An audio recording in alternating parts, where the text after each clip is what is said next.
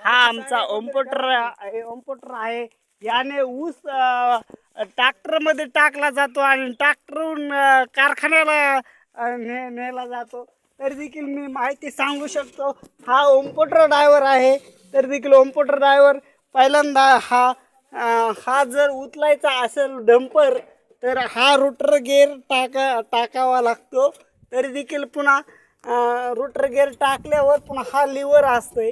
लिव्हरने हे उचलत आहे डंपरवरी आणि पुन्हा ट्रॉलीमध्ये टाकलं जातं. हे पडतंय उलटून आणि पुन्हा हे 3 गेअर असते तिथं.